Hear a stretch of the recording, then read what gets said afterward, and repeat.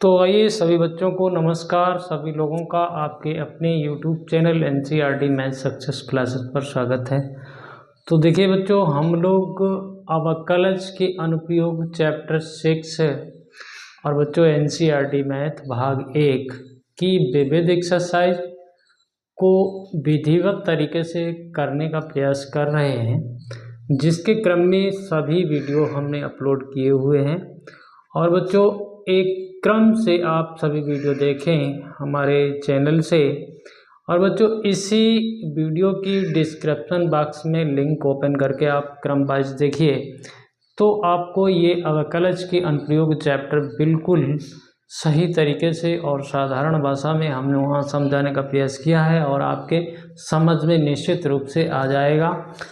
तो बच्चों, आपसे आशा करता हूं कि आप हमारा वीडियो पूरा देखेंगे और चैनल को भी सब्सक्राइब करेंगे। बिल्कुल आज बच्चों इस विविध एक्सरसाइज के अंतिम सवाल पर, जो कि बहुत ही इम्पोर्टेंट सवाल माना जाता है इस विविध एक्सरसाइज का। और बच्चों, हम लोग न्यू सिलेबस के अकॉर्डिंग क्वेश्चन नंबर 15 है ये। वैसे तो बच्चों ये क्वेश्चन नंबर 18 है हमारी पुरानी बुक में अगर देखेंगे NCERT की, और नई बुक में आप देखेंगे तो यही 15 नंबर क्वेश्चन है। तो बच्चों देखिए, क्वेश्चन तो हमने नोट कर ही लिया है और आप बुक में भी देख लें, तो यहाँ से समझने का प्रयास करेंगे हम लोग। तो देखिए बच्चों, इसको कैसे करेंगे, हम लोग बिना टाइम गवाए इस सवाल को करने का प्रयास करते हैं। साथ ही इसके बाद में एक क्वेश्चन और है, उसको भी हम लोग आज ही ख़त्म कर लेंगे। बच्चों, इस प्रकार हम लोगों का ये अवकलज के अनुप्रयोग चैप्टर पूरा समाप्त हो जाएगा आज के वीडियो में। और बच्चों आगे आपको जैसे हम लोग अगला वीडियो बनाएंगे, हम लोग अपना प्रयास करेंगे, उसमें हम आपको अवकलन के बारे में सिखाने का प्रयास करेंगे। एकदम बेसिक तरीके से, बिल्कुल आपको बिल्कुल नहीं आता होगा अवकलज यानी कि डिफरेंशिएशन, तो हम वहाँ सिखाने का प्रयास करेंगे।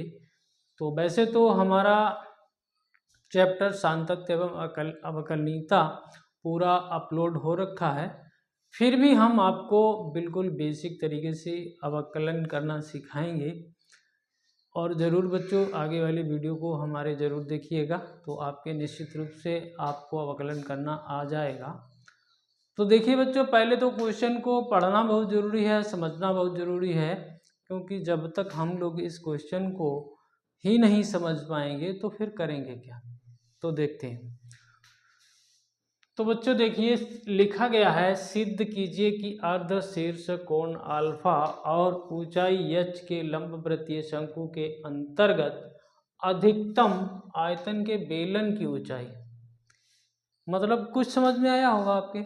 देखिए फिर से समझिए, अर्ध शीर्ष कोण अल्फा और ऊंचाई h के लंबवृत्तीय शंकु के अंतर्गत, मतलब एक शंकु है जिसका अर्ध शीर्ष कोण अल्फा है और उसकी ऊंचाई h है, उसके अंदर अधिकतम आयतन का बेलन आपको लेना है। उसकी ऊंचाई शंकु की ऊंचाई की 1/3 है। एक तो बच्चों यही आपका प्रश्न हो गया है। दूसरा प्रश्न बच्चों आपके लिए है बेलन का अधिकतम आयतन, जो उसमें हम लोग देखेंगे, जो बेलन देखेंगे उसका अधिकतम आयतन 4/27 पाई h³ tan² अल्फा है। ये भी आपको प्रूफ करके दिखाना है। तो ज़्यादा लंबा तो नहीं है सवाल, लेकिन फिर भी आप समझेंगे तो समझ में आएगा, और समझ में आ जाए फिर चैनल को सब्सक्राइब करना बिल्कुल ना भूलें, और बच्चों वीडियो को लाइक भी कर दें। तो सबसे पहले हमारा उद्देश्य है कि भैया एक अर्ध शीर्ष कोण अल्फा और h ऊंचाई का एक लंबवृत्तीय शंकु, बच्चों चित्र के माध्यम से हम लोग समझ लेंगे कि करना क्या है। तो देखिए, एक लंबवृत्तीय शंकु आप यहाँ पर बना लीजिए अपनी सुविधा के अनुसार। तो देखिए, हम लोग शंकु को बना लेते हैं।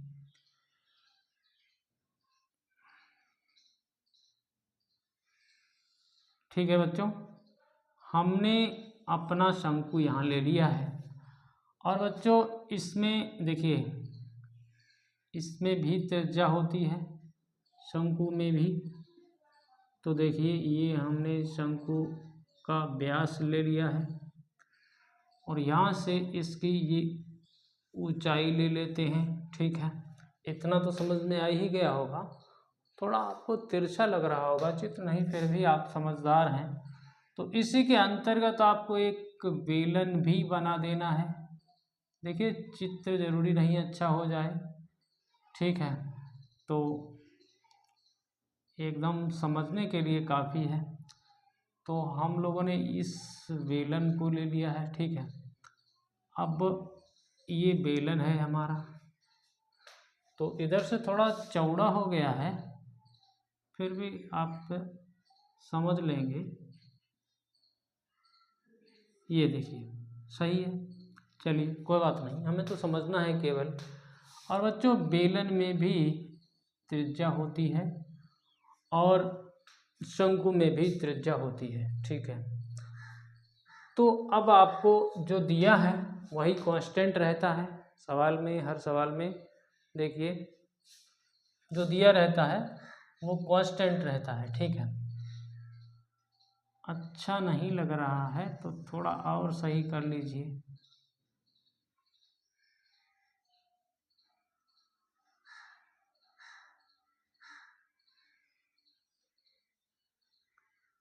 चलिए इससे कोई फर्क नहीं पड़ता।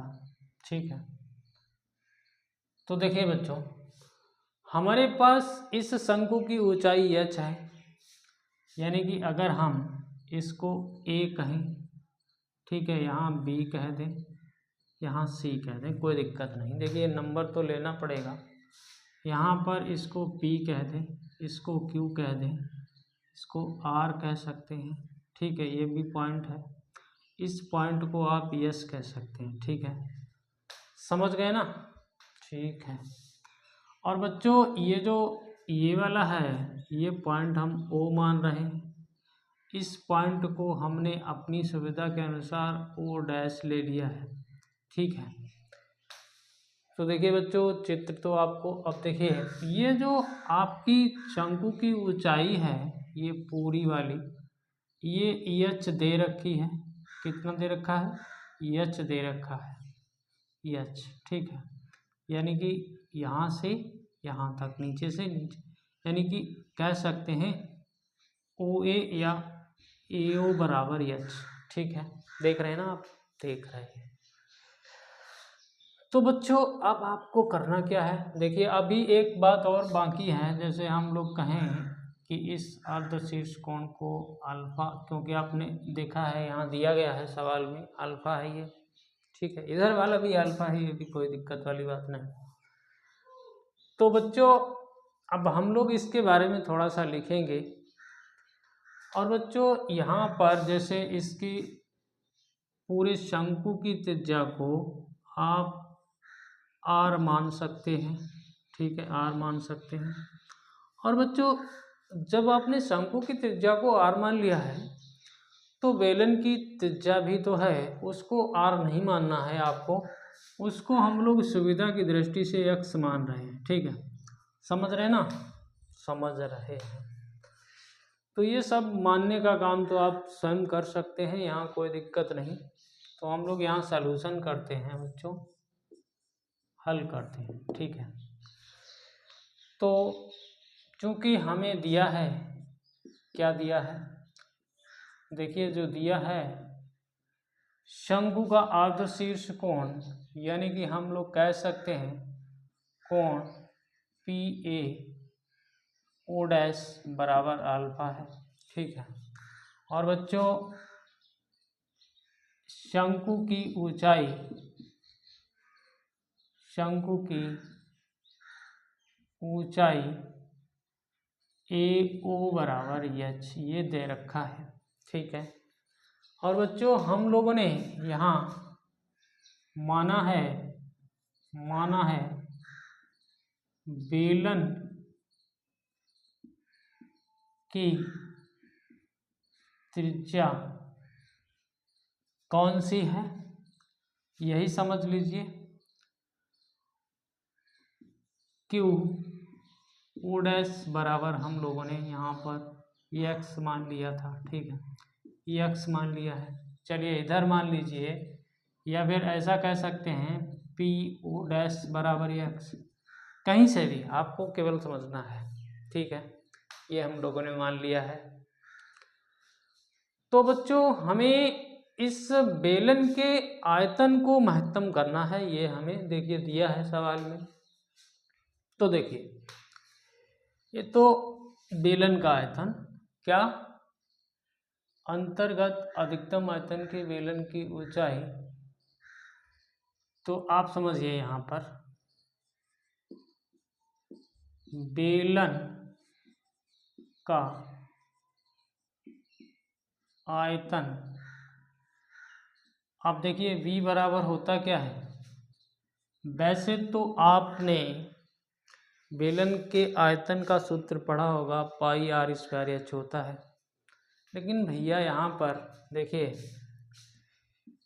पाई आर, आर कितनी है, देखिए इस बेलन की आर तो हम लोगों ने एक्स मान ली है, ये देखो, तो पाई आर की जगह तो एक्स स्क्वायर कर लीजिए, ठीक है। और यच, यच तो ये वाली जो यच है ये हमारी शंकु की यच है, तो इस बेलन की यच तो ओ ओ डैश है, ये वाली है, ठीक है। तो इसको रखते हैं ओ ओ डैश, ये रख लिया। अब समस्या यहाँ ये हो गई कि ओ ओ डैश को कहाँ से लाया जाए, तो इसके लिए आपको थोड़ा सा समझना जरूरी है। तो देखिए यहाँ पर देखते हैं, यहाँ बच्चों देखिए हमारे पास ये अल्फा दिया गया है और ये एक्स त्रिज्या हम लोगों ने मान ली है। तो बच्चों अगर हम ए ओ डैश निकाल लें, ए ओ डैश निकाल लें, ये देखिए यहाँ से ए ओ डैश निकाल लें, तो उसको ए ओ से घटा दें तो हमें ओ ओ डैश मिल जाएगा। तो इसके लिए आपको देखिए ये समकोण त्रिभुज है, ये देखिए ये आपका ये समकोण त्रिभुज है। इस अल्फा के लिए अगर हम लोग यहाँ पर लिख सकते हैं समकोण त्रिभुज ए पी ओ डैश में, देख लेना बच्चों, अगर हम टेन अल्फा कर दें, टेन अल्फा, तो बच्चों टेन थीटा में लंब बटे आधार होता है, तो क्या करेंगे आप, लंब बटे आधार, तो लंब तो इसमें यही हो गया पी ओ डैश, आधार आपका ये हो जाएगा ए ओ डैश, ठीक है। थोड़ा सा समझना तो पड़ेगा आपको। तो यहाँ से टेन अल्फा है, पी ओ डैश आप एक्स मान चुके हैं, ए ओ डैश आपको पता नहीं है, तो अब क्या करेंगे, ए ओ डैश को इधर ले लीजिए, तो देखिए ए ओ डैश बराबर एक्स बटे टेन अल्फा हो जाएगा। तो थोड़ा और सही करें तो ये कॉट अल्फा हो जाएगा, ठीक है बच्चों। लेकिन इससे हमारा काम चलने वाला नहीं, हमें तो भैया ओ ओ डैश चाहिए। ओ ओ डैश निकालने के लिए आपको ओ ए में से आपको कितना घटा देना है, ए ओ डैश घटा देना है, ए ओ डैश घटा देना है। देख लो, फिर से देख लो, पूरी एच है, पूरी एच है, उसमें से इतना निकाल देंगे ए ओ डैश, तो हमें इतना मिलेगा ओ ओ डैश। तो ये देखिए आपकी एच है, ये अभी आप यक्स काट अल्फा निकाल के लाए हैं, तो ये हो गया ओ ओ डैश। तो बच्चों कुछ नहीं करना है, फिर तो यहाँ रख लेना है, तो ये हो गया पाई, ये हो गया एक्स स्क्वायर, इसकी जगह आप h minus x cot alpha रख लेंगे। अब आपकी समस्या खत्म। देखिए फिर से देखिए, हम यहाँ एक्स के सापेक्ष अवकलन कर सकते हैं, क्यों, अब यहाँ अल्फा भी आया है एच भी आया है, ये हमारा कांस्टेंट है यार, यही तो दिया गया था। तो अब भैया अवकलन करने से पहले आप इसका अंदर मल्टीप्लाई करिए, तो पाई एच एक्स स्क्वायर एक्स की घात 3 कॉट अल्फा, ये हो गया, ठीक है। ये यहाँ से अब देखिए, अधिकतम आयतन और न्यूनतम आयतन के लिए यहाँ हमें अवकलन ही करना है, क्योंकि अवकलन के अनुप्रयोग चैप्टर का नाम है, तो बस उसी से सभी कार्य होंगे। तो dv/dx आप कर सकते हैं। तो पाई तो कांस्टेंट है। यहाँ देखिए बच्चों 2h आ गया, देखिए एक्स स्क्वायर का 2x हो गया, यहाँ पर 3x² कॉट अल्फा आ गया है। ठीक है बच्चों, उच्चतम और निम्नतम निकालने के लिए मान के लिए आपको dv/dx, देखिए ज़्यादा शॉर्ट में कर रहे हैं, इसके बराबर 0 लेना है। तो बच्चों यहाँ पर अगर हम देखें तो पाई 2h minus 3x² cot alpha बराबर 0 हो जाएगा, यहाँ से कोष्टक है। ठीक है, पाई को छोड़िए तो 2h minus 3x² cot alpha बराबर 0 हो जाएगा। ठीक है, समझ रहे हैं ना। फिर देखिए बच्चों, आप यहाँ से क्या करोगे, पहली चीज़ तो x को कॉमन कर सकते थे, तो x को कॉमन करिए तो 2h minus 3x cot alpha हो जाएगा बराबर 0। अब बच्चों एक चीज़ हम लोग देख रहे हैं कि यहाँ से या तो x बराबर 0 या फिर 2h minus 3x cot alpha बराबर 0, यही तो बात हुई। तो भैया यार x के बराबर 0 नहीं ले सकते, क्योंकि जब हम x के बराबर 0 ले लेंगे तो इस बेलन की त्रिज्या ही खत्म हो जाएगी, तो बेलन कहाँ से बनेगा, तो ये तो असंभव बात है। तो यहाँ से अगर हम लोग देखें बच्चों, तो देखिए अगर आपको दिख रहा हो तो इसको हम 3x कॉट अल्फा लिख सकते हैं। ठीक है, अब बच्चों क्या करोगे, जैसा आपका मन हो वैसा कर सकते हो, कोई दिक्कत नहीं। क्या करोगे, x का मान निकालोगे, ठीक है, या फिर ऐसे ही छोड़ दें, देखिए कुछ भी निकाल लीजिए, कोई दिक्कत नहीं। तो बच्चों चलिए हम x का मान यहाँ निकाल रहे हैं, तो इधर देख लीजिए कहीं आपको नीचे दिखे ना। तो 3x कॉट अल्फा बराबर आपके पास 2h है, तो x बराबर निकालेंगे तो 2h/3 कॉट अल्फा हो जाएगा। ठीक है, तो थोड़ा और सही करें तो 2/3h tan अल्फा हो जाएगा, देख लेना फिर से आप समझ लेना, ये निकल के आ गया। अब बच्चों चूंकि हमारी आवश्यकता इसको निकालने की नहीं थी, हमारी तो आवश्यकता है कि बेलन की ऊंचाई, बेलन की ऊंचाई कौन सी थी, ये थी बेलन की ऊंचाई, शंख की ऊंचाई की 1/3 हो, तो शंख की ऊंचाई h है। तो इसका मतलब हुआ कि भैया यार ऐसा निकल के आ जाए o डैश h/3 आ जाए हमारे पास, तो ये कहीं ना कहीं हमें प्रूफ हो जाए तो हमारा काम चल सकता है। तो इससे तो कोई फायदा ही नहीं हुआ। तो बच्चों और देखिए, इसको दोबारा से अवकलित भी करना है और इसको आपको निगेटिव दिखाना है। क्यों, क्योंकि हमें इस बेलन के आयतन को मैक्सिमाइज दिखाना है। तो सबसे पहले तो चलिए हम लोग यही कर लेते हैं यहाँ पर, फिर उसकी बात तो बाद में कर लेंगे। तो नीचे दिखता नहीं होगा, तो इसलिए यहाँ पर हम करते हैं d²b/dx², ये अवकलित है, तो पाई तो है बाहर। ठीक है, यहाँ पर 2h भी है, x का 1 हो गया, यहाँ पर 6x कॉट अल्फा हो गया। ठीक है, अब बच्चों ये नेगेटिव आपको कैसे, यहाँ से देखिए, यहाँ से अगर आप इसको रख दें x बराबर 2/3h tan अल्फा को रख दें, तो रख देते हैं पाई, यहाँ 2h हो गया, यहाँ 6 हो गया, यहाँ पर 2/3 हो गया, h हो गया, यहाँ tan अल्फा हो गया, ये कॉट अल्फा पहले से है। ठीक है, तो ये आपस में कैंसिल हो गया, 3 दूनी 6, तो 2 दूनी 4, ये आपका हो गया पाई 2h 4h, ये तो कट ही गया। तो अब आप देख रहे हैं कुछ नहीं, अपने आप देख रहे हैं D square V upon D X square negative आ गया।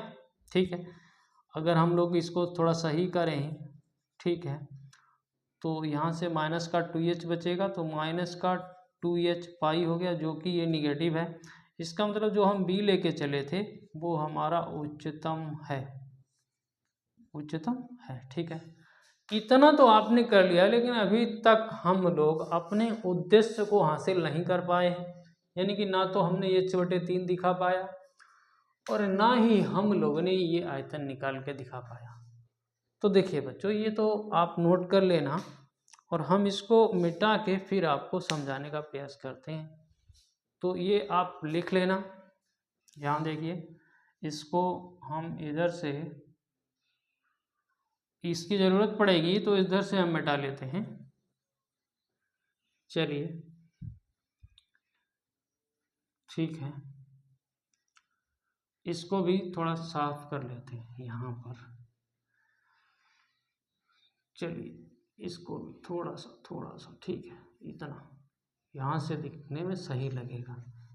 तो देखिए बच्चों, हमें क्या चाहिए, हमें ओ डैश चाहिए।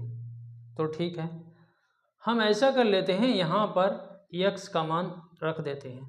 तो देखिए आ जाएगा ओ डैश बराबर है h minus x cot alpha. आप लाए हैं ना, इधर लाए हैं, ठीक।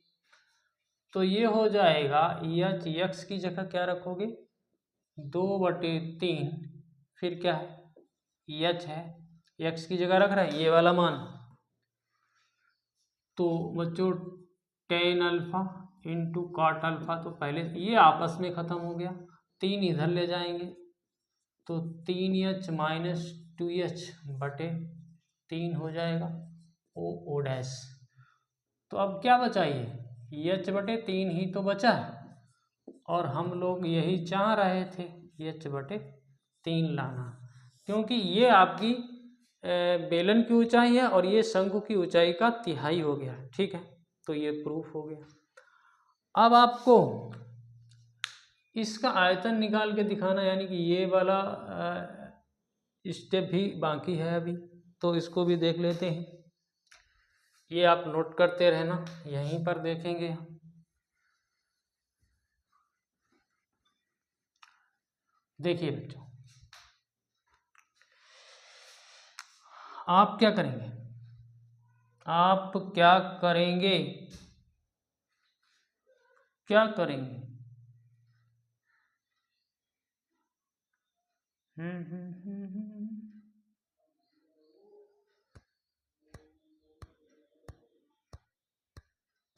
देखिए बच्चों,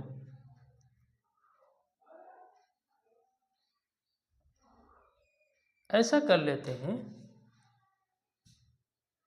अभी अभी हम ओ डैश को h/3 निकाले हैं, ओ डैश को h/3 निकाले हैं ना, ठीक है। तो इसको हम लोग लिखते हैं, हमारे पास देखिए बच्चों b बराबर क्या है, पाई एक्स स्क्वायर ओ डैश। तो बच्चों पाई तो रहने दीजिए, x की जगह उसको लाइए, 2/3 h टेन अल्फा का होल स्क्वायर कर देंगे, और इसकी जगह हम लोग अभी अभी h/3 लाए हैं। तो देखते हैं आ जाएगा तो ठीक, नहीं आएगा तो ठीक। इसका वर्ग करेंगे तो ये 4, यहाँ से ये 9, यहाँ से ये h², यहाँ से ये टेन स्क्वायर अल्फा, और यहाँ से ये h/3 है।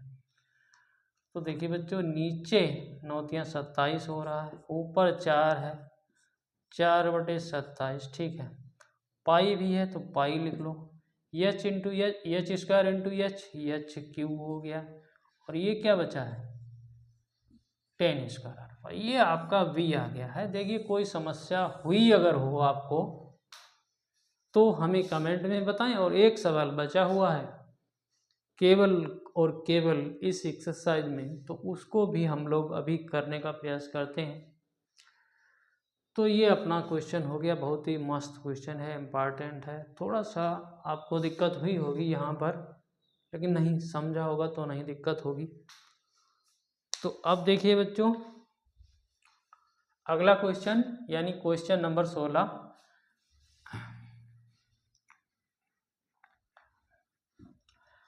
जो कि विकल्पी सवाल है बच्चों, तो थोड़े में ही हो जाएगा।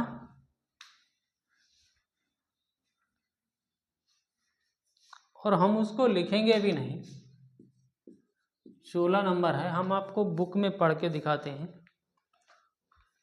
देखिए बच्चों, एक 10 मीटर त्रिज्या के बेलनाकार टंकी में 314 मीटर क्यूब प्रति अच्छे की दर से गेहूं भरा जाता है, तो भरे गए गेहूं की गहराई की वृद्धि की दर ज्ञात कीजिए। तो बेलनाकार टंकी है बच्चों हमारे पास, तो उसका आयतन तो पाई आर स्क्वायर एच हो जाएगा। और बच्चों इसमें दिया गया है, दिया क्या गया है, देखिए dB अपान dt दिया गया है 314 मीटर क्यूब प्रति एच। ठीक है, एच का मतलब है घंटा से, और यहाँ पर देखिए ये दिया गया है। और एक और दिया गया है बच्चों 10 मीटर त्रिज्या आर बराबर दी गई है 10 मीटर। तो थोड़ा सा इसमें काम करेंगे, तो पाई को पाई रहने दीजिए, 10 का वर्ग कर दीजिए, ये एच हो गया। तो ये बच्चों 100 पाई एच हो गया। अब देखिए बच्चों आपको क्या करना है, क्योंकि आपको ये दिया गया है तो बस आप इसमें काम करिए। तो dB अपान dt कर दीजिए, तो 100 पाई से कोई मतलब नहीं, यहाँ पर dH अपान dt हो जाएगा। ठीक है बच्चों, और इसके बराबर आपको ये दिया गया है, तो 314 बराबर 100 पाई और dH अपान dt हो गया है।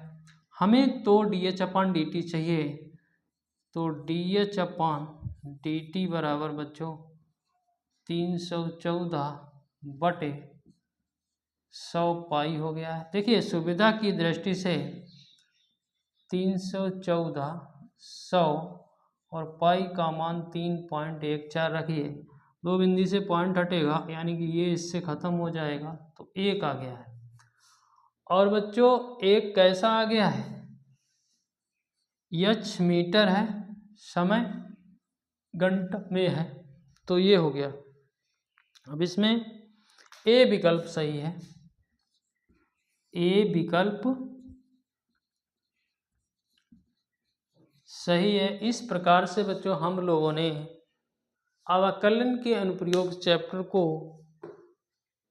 समाप्त कर लिया है। और बच्चों आपको प्रैक्टिस करनी है, तो फिर बच्चों ज़रूर आप इसे समझें और चैनल को सब्सक्राइब करें, बेल आइकन को प्रेस करें, ऑल पर सेट करें, वीडियो को लाइक करें, दोस्तों में शेयर करें। जय हिंद, जय भारत।